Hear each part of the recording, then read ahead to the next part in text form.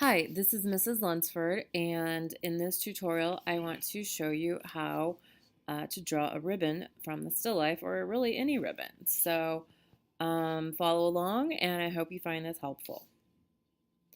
All right, step one, you're going to want to closely examine the ribbon section that you're going to draw, and the best way to draw it is going to be to break it up into sections, into small sections. So every time that the ribbon turns or changes directions, the ribbon becomes a different section or a different shape.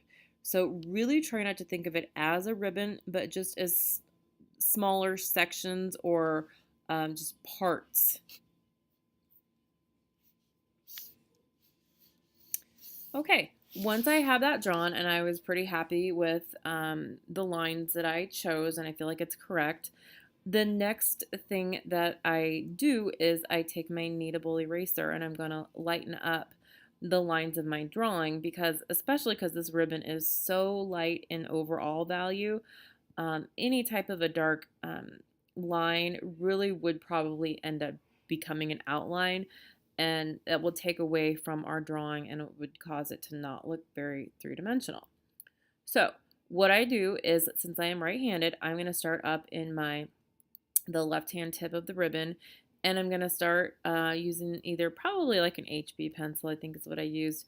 Just really start to apply those lighter tones at the top corner of that ribbon, just really lightly building up that one section. I'm only going to really work on one section of the ribbon at a time.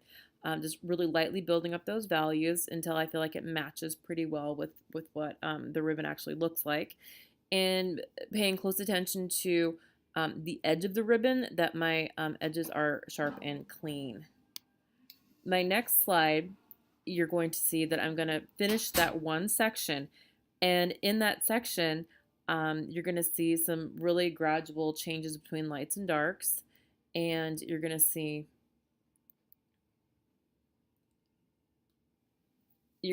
really gradual changes.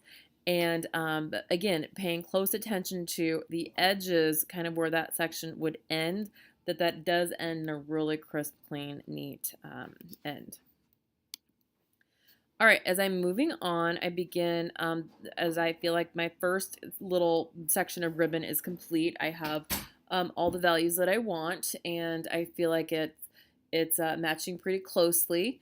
I will start my next section, but I'm not going to start that until the first one is complete. In my next section, I'm noticing a really strong highlight that may, and you're going to have to kind of use your judgment here, that may end up being the white of your paper if you feel like that might be the lightest thing in your actual drawing.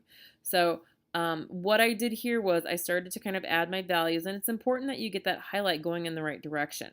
And then the rest of the value kind of really subtly goes in and out of lights and darks. But what I eventually am going to do is I'm going to take an eraser, a kneadable eraser, and I'm going to go over that highlight to really kind of brighten that up a little bit.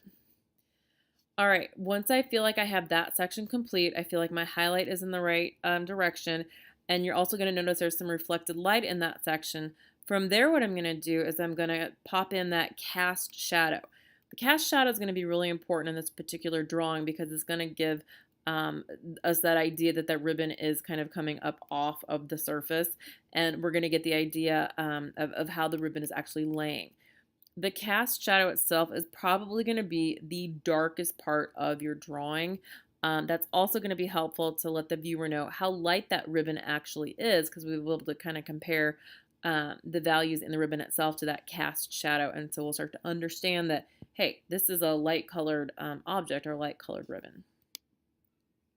Okay, I'm continuing on. Once I have all that cast shadow done in my first two sections, and again, paying attention to the edges of both of those sections, I'm then going to move on to what I would consider, I guess, my third sort of section of ribbon. And what I'm going to do there is I'm going to start with the kind of the cast shadow that the ribbon is creating on itself. And you'll notice that cast shadow starts off with kind of a sharp edge, and then it sort of gradually fades out into the lighter part of that section. So to make this look realistic, you have to pay really close attention to those subtle lights and darks within each section, and again, making sure that you have a nice crisp edge. Okay, between my second and third section, I felt like there was kind of a light edge, and so I actually took a stick eraser and I sort of kind of went over the edge that kind of separated the second and third section to kind of create that really light kind of an edge.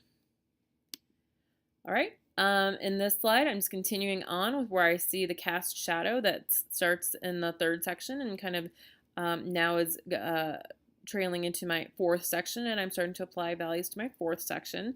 I'm adding in another cast shadow that's created by that fourth section back onto the third section.